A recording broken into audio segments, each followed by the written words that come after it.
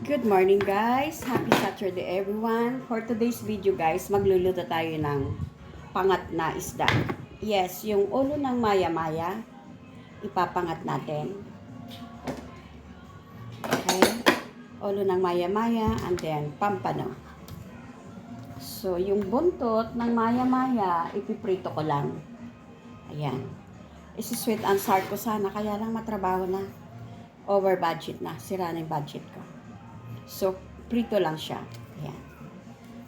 Kaya lang yung ulo ipapangat ko. So, nakachimpo ako dyan sa labasan. Okay? So, ito ilalagay na natin sa dito. Yan. Yan.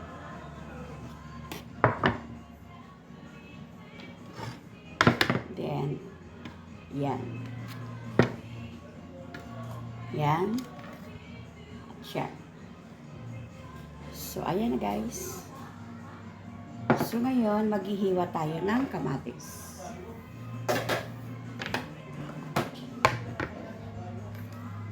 Yan. So, itong kamatis, hihiwain natin para sa pampano and din luya and sibuyas. Maganda kasi ito guys, antibiotic yung sibuyas. And garlic. Ano to? Lasuna. So, maglalagay na tayo ng lasuna. Okay? Yan. So, para masarap yung sabaw. Tama na yon. And maghiwa na tayo ng kamatis. Mura ngayon ang kamatis, guys. Yan.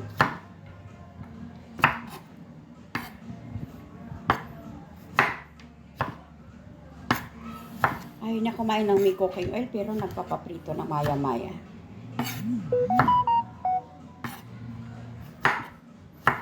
Pinangat ko yung ulo, and then yung pampano. Isang pampano lang binili ko, kasi ang pampano parang ewan ko ba, nagsasawa na ako. Sorry guys ha. May favorite kasi ng mga, ano yan, mga bata. Malasa kasi siya.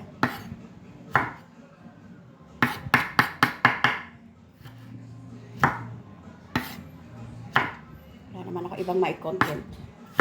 So ito na lang. Mainit, hindi pwede akong maglalabas dyan. Tapos mag-video. Dati nag-walking lang ako. Ilagay na natin siya guys sa yan.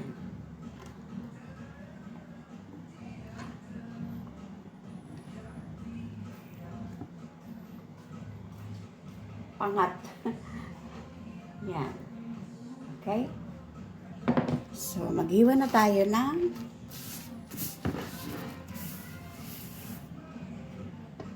ng luya.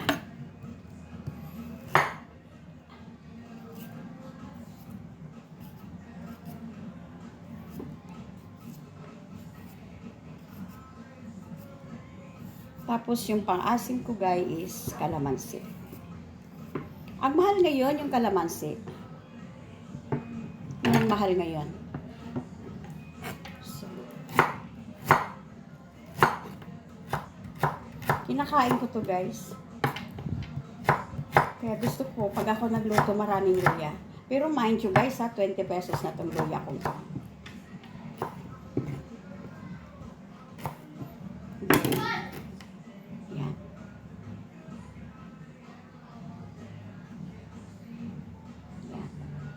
Meron pa dito eh, sayang naman to.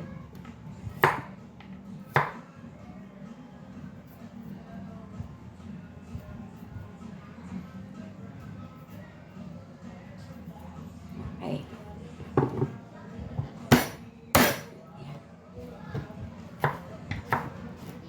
And then, sibuyas. Okay? Itong ayoko sa lahat eh. Kaya wala nga akong choice, wala akong mautusan. Mag-ano ng sibuyas.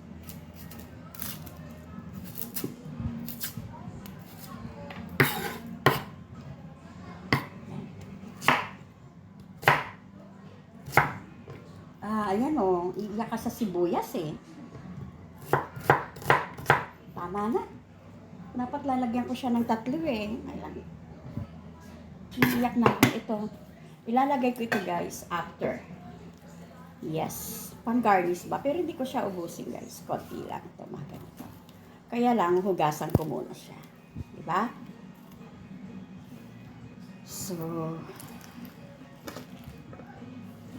umiyak na ako. Ayan na guys. Pangat na pampano. Yan.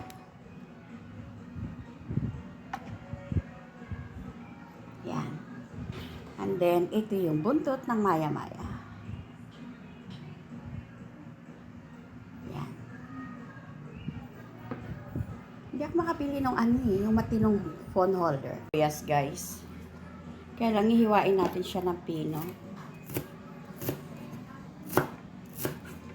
Optional lang naman to guys.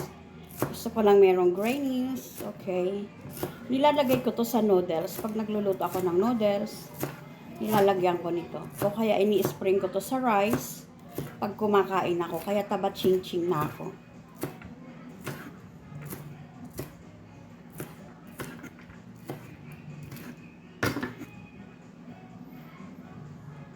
Pang-garnish ko. Yes, ganda na ano guys.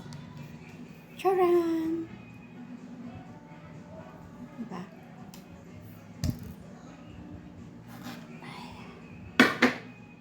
Alright guys. Thank you very much for watching. Till my next vlog. And thank you.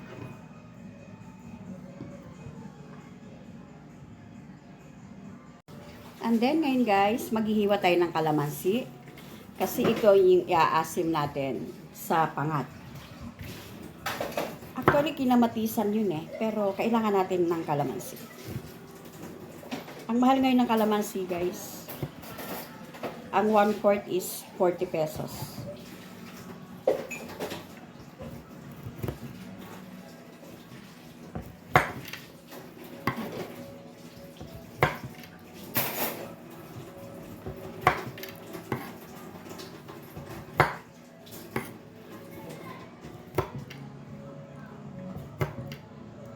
Talagang organic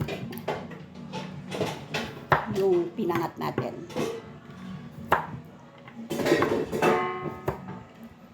Bibili sana ako ng pakwan, my God. Ang isang piraso, 400. 100 ang kilo. Ayan guys, okay. Kumukulo na siya. Ay, thank you. Hindi payat ang pampano. Okay.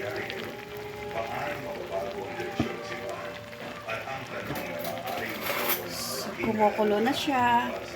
Inilalim ko yung guys. Sa dokumentaryo na ito, ibubunyag natin ang mga intriga, tradisyon, at posibilidad na bubuo sa isa sa pinakamahalagang transisyon sa modernong kasaysayan. Makilala natin ang mga taong maaaring magmana ng throne of Peter at tuklasin kung bakit ang pagkakaroon ng unang pinagpapa ay hindi na posible. Ito ang kwento. Sarap! Masarap na guys. Kaya mas masarap pag meron siyang asim. Na ipinanganak na Jorge Mario Bergoglio noong Disyembre 17. Pakudaan pa natin. Hayaan natin siyang kumulo guys.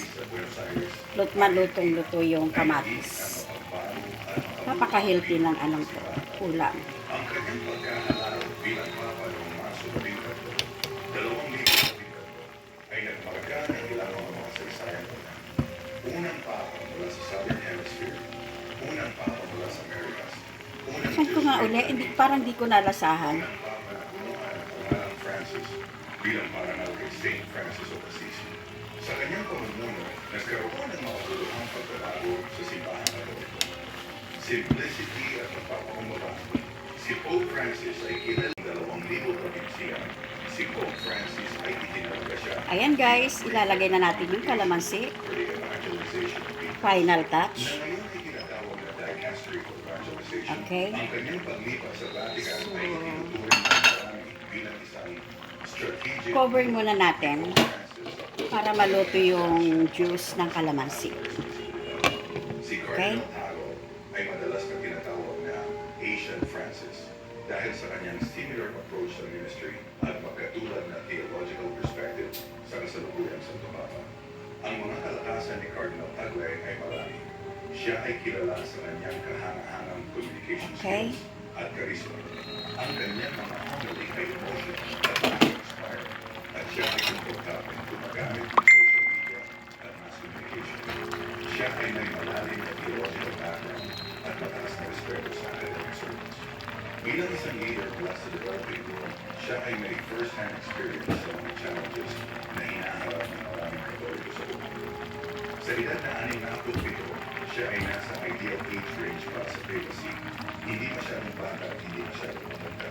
Siya ay fluent sa English, Tagalog, Italian, at may working knowledge ng Spanish, French, at Latin.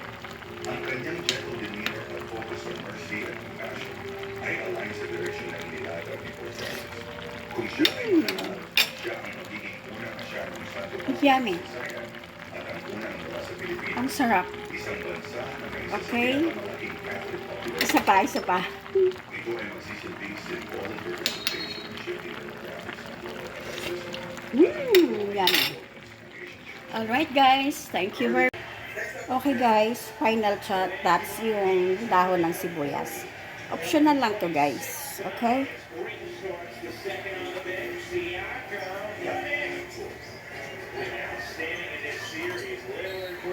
Yeah. Ready to serve. Thank you. Bye-bye.